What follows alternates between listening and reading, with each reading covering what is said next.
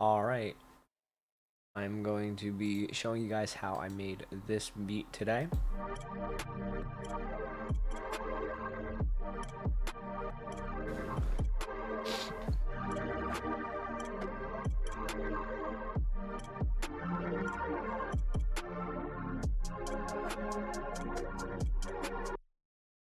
Alright, so first things first, one of my favorite songs from one of my favorite games is the Cursed Trodaine theme from Dragon Quest VIII. This is what it sounds like originally.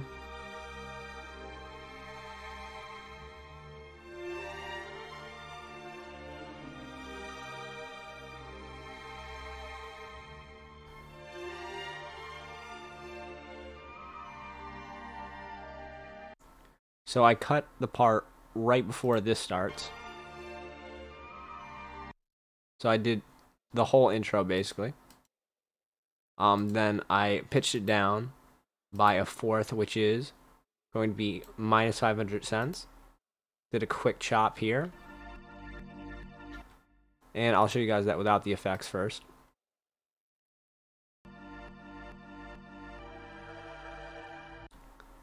Use the same chop again. Then I use the transitioning part, which is actually where it would be. If you look right here. This is what it sounds like.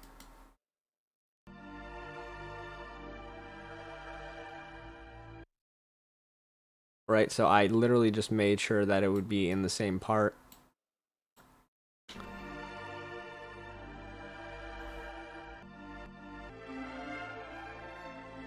And I definitely wanted the ending to it to still be there, so I went dun dun, kept the ending in because it transitions really smoothly when I go down to the fifth instead of the fourth, which is down negative 700 cents.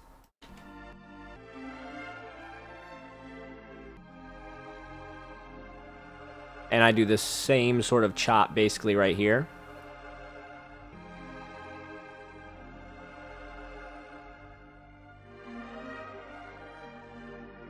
Alright, so I'm doing a pretty simple kick and snare.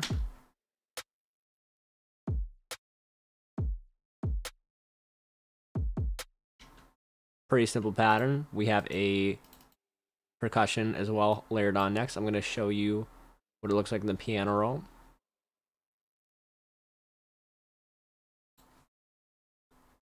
Kick on the 1, kick on the 2 of the second bar. Obviously, snare is on the 3 both times. This little perk is just doing this right here. So we got it on the 2 of the first bar and then the and of the 4. So that's going to be the off beat of the fourth beat of the bar.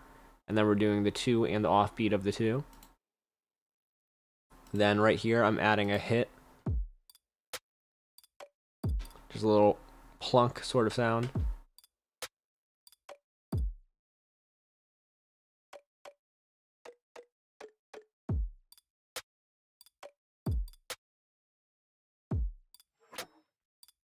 Right here, I actually have this sound right here.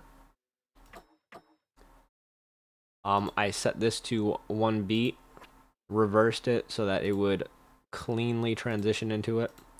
Looks like this, very simple.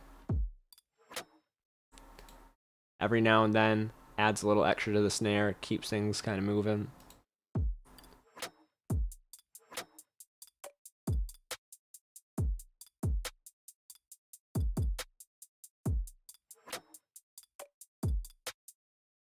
Now with the sample and with the effects on,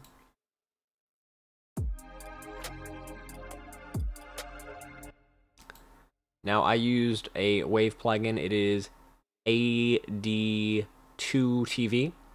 A lot of their AD2 plugins are really good for emulating tape flanging. In general, I really like them. This one is real ADT. A little bit of FabFilter Pro R, just because I like to add just a bit of verb on most things. And then we have a side chain here, which is a little complicated in FL Studio if you don't know how to do it properly. So there's a little thing right here, click sidechain. That's obvious enough. You want to make sure it's set to external rather than internal if you're going to be doing any sort of the regular sidechaining. And you're also going to want to make sure you want to go into processing and obviously set the connections, a stereo sidechain, into the correct one. Mine is insert 1. When you select it, it'll be the first insert that's, sidechained to it, but it'll also show you whatever the name of it is. Mine's unnamed at the moment, so it would just say insert 1. I can show you that real quick.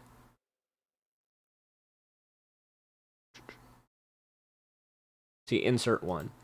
From there, it's just like any other sort of compressor. You have your threshold, ratio, your attack, release.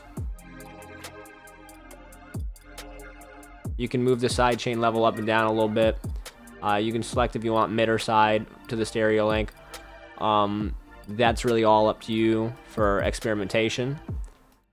After I set this all up, I actually rendered it out, and then I pitched it down again with all the drums already in it, so it sounds like this now. And then I added just regular FL Studio stock plugin. If you have, I believe, the Signature Edition. Otherwise, it's like $100 on its own. It's Maximus. But it's just the lo-fi setting, but instead of having the highs muted like this, I have it off, and I'm actually going to turn down the gain a little bit, because I do want to cut out some of the highs, but I don't want to go overkill. Like, muting it's a bit too much for me.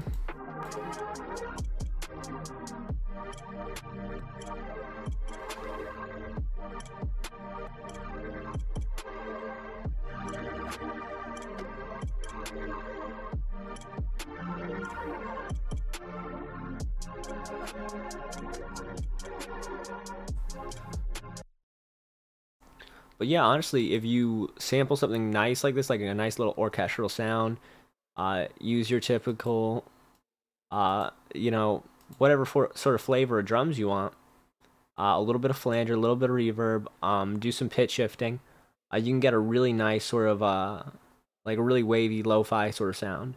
If you guys are interested in more tutorials like this, more styles, more breakdowns, just let me know.